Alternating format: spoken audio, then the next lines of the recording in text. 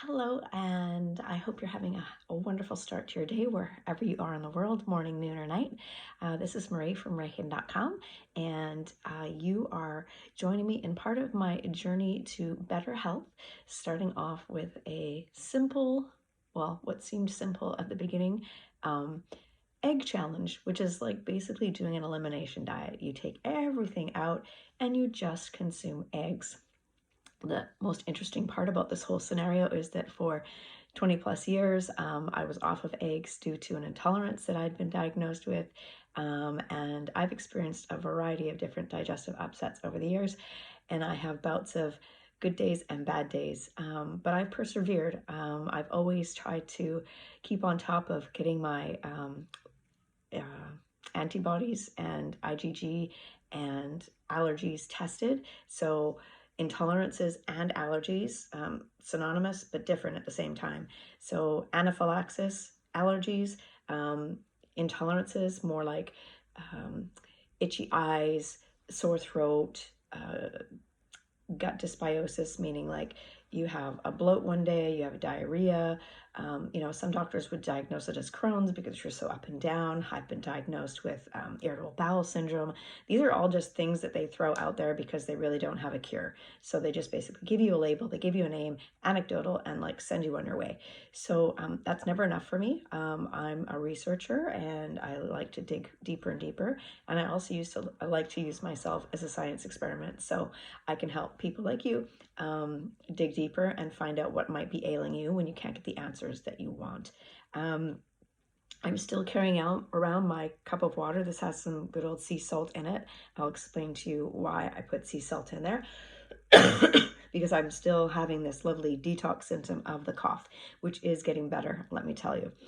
So the reason for the sea salt is because I started integrating more iodine into my daily regime.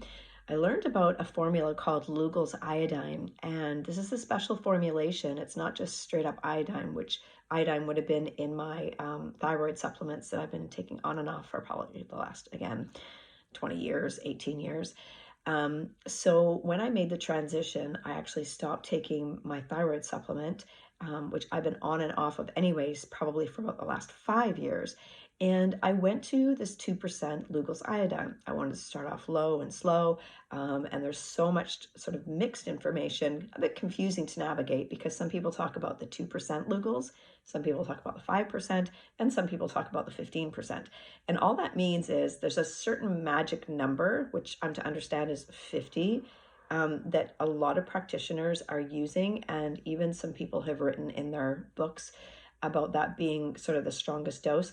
And if we look back into history and don't quote me on this, but I'm thinking it was the 1800s, iodine was used for a lot of different things. It was even used for tuberculosis. If you got some sort of growth on you, they would put the iodine right on top of you. Funny enough, like fast forward, and again, don't quote me on my numbers because I don't have my little notes in front of me right now, but I seem to have zigged into this chatter, so I'm going to keep going.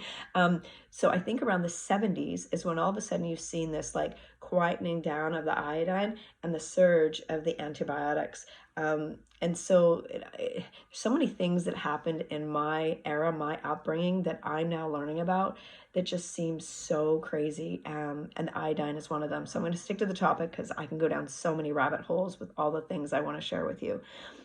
So the reason for the sea salt then with the iodine is that our body has a bunch of different receptors. I'm going to speak specifically about the thyroid because that is the main reason for me doing everything that I do, because my thyroid has been diagnosed as Hashimoto's. I'm hypothyroid. So there's several different, let me step it back. There's a name called Halide, which means fluoride, chloride, and bromide. And these three products sit in the different receptors.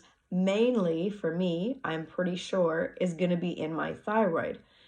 What happens is my thyroid actually needs iodine. So by those receptors being blocked, I can't get the iodine in.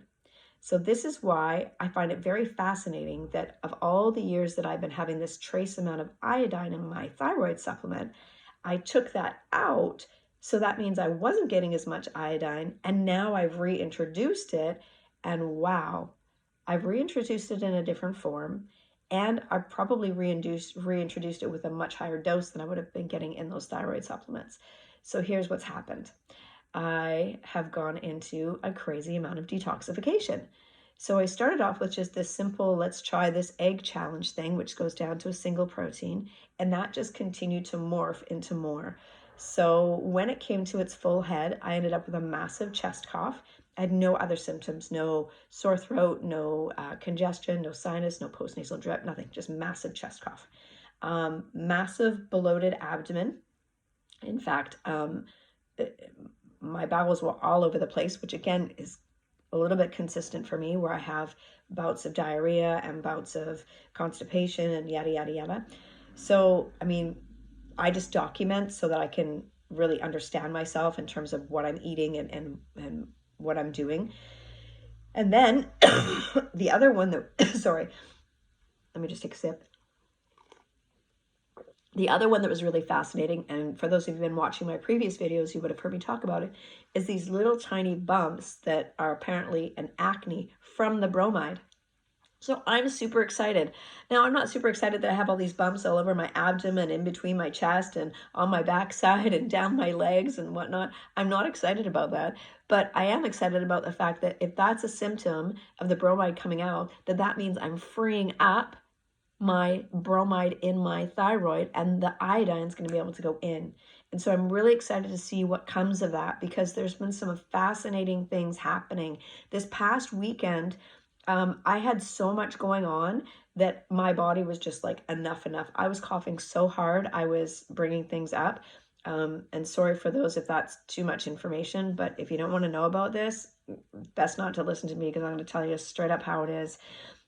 So on Friday, I went into this long detox, and I ended up having broth on the Saturday. I had broth on the Sunday. So it ended up about 42 hours of fasting with broth and water. And then I started adding in some of the chicken that I had with that particular broth that I made. And then I slowly started to integrate things. I got into having chicken and avocado, and all of a sudden I had a horrendous bad night. So the nights that I was doing just the fasting, my numbers in ketosis were off the charts, like in my 60s for blood sugars, which I felt amazing, but my let me start again. My blood glucose numbers were like down in the 60s, low 70s, and my ketone numbers were up in the 4s. I think I topped out at like 4.5 or 4.7. Like, I've never had that high. So of course I'm researching, because I'm like, oh my gosh, this might not be good, but it is a nutritional ketosis. To go into that for a while, totally okay. And I stayed like that throughout the whole weekend, except when I went to go and add in avocado with my chicken. I had a horrendous night. The other couple of nights were the first nights I'd actually slept in 2 weeks. I know, that's brutal, right? I don't even know. My husband doesn't even know how I continue to like function. But I probably want to chalk it up to, I do some amazing meditations, some of them from Joe Dispenza, and it really frames your mindset about those times when you don't actually sleep well. You still wake up as if you did. So I'm just chalking it up to that, because honestly, 2 weeks with no sleep, I would have thought that I would have been like buried with the covers over my head, and I wasn't.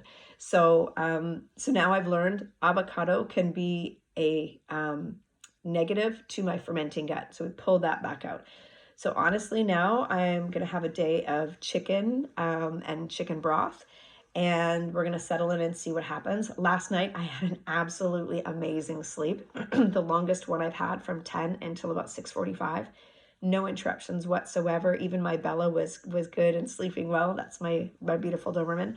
And yesterday was interesting because I added back lamb, and lamb is one of these things that I don't digest quickly, but I absolutely love it. It's almost like a kryptonite for me, and it actually came up on my last intolerance test.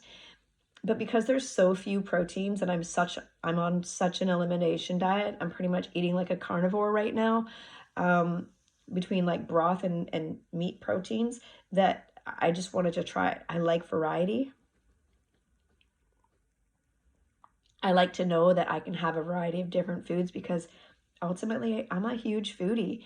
Even with all the food intolerances that I've had, I've always abstained from gluten, dairy, soy, and eggs for the last 20 years. And I've always tried to make sure that my grains were next to nothing. Did I say gluten? I think I said gluten. The only grains I would tend to have once in a while is I would go out for the odd bit of sushi and have some rice. Anything else, I would just ask for no grains at all. I wasn't part of the gluten-free movement particularly, although I would explore things if I went on holidays, find a gluten-free, bakery or a coffee shop or something like that. But I just didn't believe in all the fake products that were going into all these gluten-free foods. I think it's an absolute atrocity that the food industry has picked up and has made people who are celiac and gluten-free that much more sick by all the crap that they put in these products. Again, another subject where I won't go down and voice my opinion anymore because you'll have me on here for 3 hours. So getting back to where I am today. Today is my chicken broth day and chicken day. I've watched my weight. This is really interesting for those women. And I know it's the women because we're so looking at that stupid scale all the time. So I'm speaking directly to you. For all those women who look at this scale, I want you to know that on the weekend, I was 131 pounds, okay? I'm a small gal. I'm only like just under 5'4". I've never been very heavy. I usually stick around 110 to 115 pounds.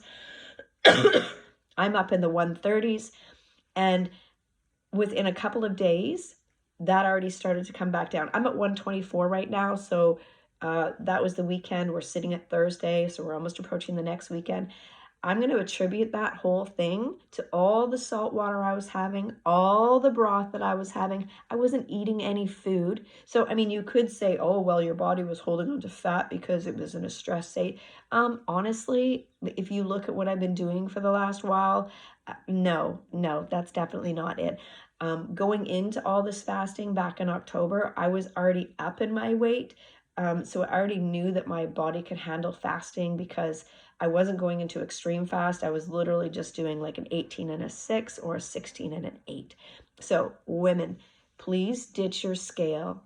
If anything, you want to do a fast like this, or you want to do an elimination protocol, I want you to look at the full moon, and I want you, every time there's a full moon, to weigh yourself, and then I never want you to weigh yourself again until the next full moon. There's science behind this. I won't get into it in this video, but it's really important that we don't stress ourselves out by overlooking at this stupid scale that is only one piece of the puzzle. My ketone numbers are through the roof. My blood sugar numbers are amazing, and my weight is not. But there's a reason behind all of this. There's a reason why my body needs to hold on right now, and I encourage you to ditch the darn scale. Excuse me.